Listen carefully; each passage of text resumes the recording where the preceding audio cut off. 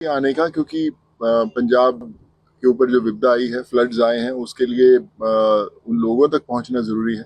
पिछले कुछ दिनों से मालविका, गौतम और पूरी सूच चैरिटी फाउंडेशन की टीम इन गाँव में गई और पता लगाने की कोशिश की कि क्या क्या तकलीफ़ें हैं जो लोगों को हैं, क्या क्या चीज़ें हैं जो उनको चाहिए, और फिर वो लिस्ट बनाई गई, क्योंकि बहुत सारी चीज़ें पहुंचती हैं लेकिन बहुत सारी चीज़ों की ज़रूरत नहीं होती।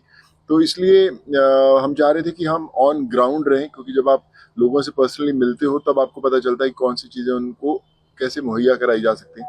तो इसलिए कल हम लोग सुल्तानपुर लोधी इस तरफ कुछ गाँवों के अंदर गए, और आज भी आसपास के गाँव के अंदर जाने का पूरा प्लान बनाया हुआ है। बहुत सारा रिलीफ मटेरियल आ चुका है, जैसी जैसी ज़रूरतें हैं, तो कोशिश की जाएगी कि हर गांव में जाके एड्रेस किया जाए प्रॉब्लम्स और दूर की जाए। कौन कौन सा एरिया विजिट किया गया आपकी तरफ से? अभी सुल्तानपुर लोधी के आसपास जितने गांव थे कल हम लोगों ने वो किए। उससे पहले मालविका धर्मकोट गए थे हम लोग। वहाँ पे आप में से कुछ लोग थे वहाँ पे, और वहाँ पे हमने 3-4 विलेजेस कवर किए। और ऐसी क्योंकि प्रॉब्लम ये आ रही है कि जो जरूरतमंद है उनके पास वो सामान नहीं पहुँच रहा जो वो चाहते हैं।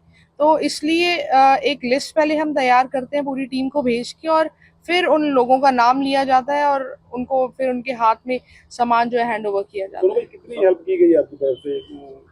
देखिए, मैं कहूँगा कि मात्रा की गिनती नहीं, अभी भी पूरा हमारा घर रिलीफ मटेरियल से ही भरा हुआ है। अभी हम वापस निकलेंगे, पर आइडिया ये है कि करीबन 2000 गांव हैं जो इफेक्टेड हैं। तो अब 2000 गांव में पहुंचना बहुत मुश्किल है, समय लगेगा।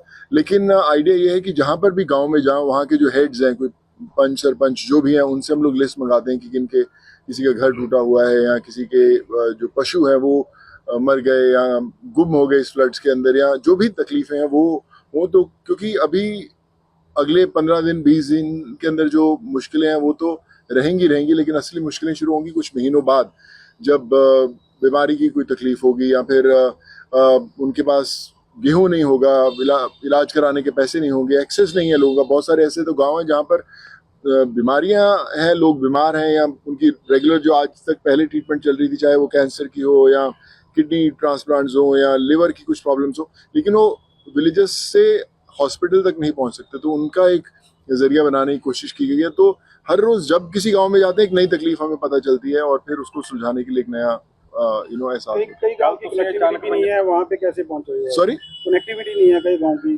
देखिए, बहुत जगह पे बोट्स के इंतजाम किए गए हैं, बहुत जगह से लंबे रास्तों से घूम के जाना पड़ता है, लेकिन बहुत सारी ऐसी फाउंडेशन और संस्थाएं हैं जिन्होंने आगे बढ़ के कोई ना कोई रास्ते ढूंढे हुए हैं। जो लोग जिस गांव में काम कर रहे हैं उन्होंने कुछ ना कुछ एक तरीका ढूंढ लिया वहां पहुंचने का, और जहाँ पे हम लोग पहुंचते तो हम एक तरीका बनाते। तो मुझे लगता है कि मिलजुल कर एक फॉर्मूला तो बन ही गया है लोगों तक पहुंचने का। पंजाब ਦੇ ਸੁਲਤਾਨਪੁਰ ਲੋਧੀ ਕਈ ਪਿੰਡਾਂ ਵਿੱਚ ਗਏ जी, ਛੋਟੇ ਬੱਚਿਆਂ ਨੂੰ ਮਿਲੇ, ਕੀ ਮਹਿਸੂਸ ਕੀਤਾ ਉਸ ਉਹਨਾਂ ਕੀ ਕਮੀਆਂ ਦੇਖੀਆਂ? देखिए, सारे ने पहला तो एक देखा कि सारे के चेहरे ते एक अलग खुशी सी, स्माइल सी। ਤੁਸੀਂ ਮਦਦ ਕਰਨ ਜਾਂਦੇ ਹੋ, ਪਰ ਉਹ ਤੁਹਾਡੇ ਲਈ ਚਾਹ ਲੈ ਕੇ ਖੜੇ ਹੁੰਦੇ ਆ, ਨਹੀਂ ਚਾਹ ਨਹੀਂ ਲੈਣੀ, ਤੁਸੀਂ ਦੁੱਧ ਲੈਣਾ। ਤੇ ਉਹ ਪੰਜਾਬ ਦਾ ਸਪਿਰਿਟ ਐਵੇਂ ਹੀ ਨਹੀਂ ਕਹਿੰਦੇ ਕਿ ਚੜ੍ਹਦੀ ਕਲਾ ਪੰਜਾਬ ਦੇ ਵਿੱਚ। ਔਰ ਮੈਂ ਬੜੇ ਘਰ ਦੇਖੇ ਜਿਹੜੇ ਕ੍ਰੈਕਸ ਆਏ ਹੋਏ ਸੀ, ਮੈਂ ਉਹਨਾਂ ਨੂੰ ਕਿਹਾ ਕਿ ਕਈਆਂ ਦੇ ਸ਼ੈਡਸ ਬਣੇ ਹੋਏ ਸੀ ਪਸ਼ੂਆਂ ਦੇ, ਉਹ ਸਾਰੇ ਰੁੜ ਗਏ ਸੀ। ਪਰ ਉਹਨਾਂ ਨੂੰ ਜਦੋਂ ਪੁੱਛਿਆ ਤਾਂ ਉਹਨਾਂ ਨੇ ਕਿਹਾ ਬਸ ਇਹ ਪਸ਼ੂਆਂ ਲਈ ਸ਼ੈਡ ਬਣਾ ਦਿਓ ਜਾਂ ਸਾਨੂੰ ਇਹ ਹੈਲਪ ਕਰ ਦਿਓ। ਤੇ ਇਸ ਦੌਰਾਨ ਦੇਖਿਆ ਗਿਆ ਤੁਸੀਂ ਛੋਟੇ ਬੱਚਿਆਂ ਨੂੰ ਦੇਖ ਕੇ ਥੋੜਾ ਭਾਵੁਕ ਵੀ ਹੋਏ ਸੀਗੇ? ਨਹੀਂ, ਬਿਲਕੁਲ ਮੈਨੂੰ ਲੱਗਦਾ ਕਿ ਉਹਨਾਂ ਨੂੰ ਦੇਖੋ, ਜਦੋਂ ਇੱਕ ਤਕਲੀਫ ਆਉਂਦੀ ਹੈ ਨਾ ਘਰ ਦੇ ਵਿੱਚ, ਤੇ ਮਾਪਿਓ ਤੇ ਸਾਰਿਆਂ ਨਾਲੋਂ ਵੱਡਾ ਅਸਰ ਹੁੰਦਾ ਹੈ।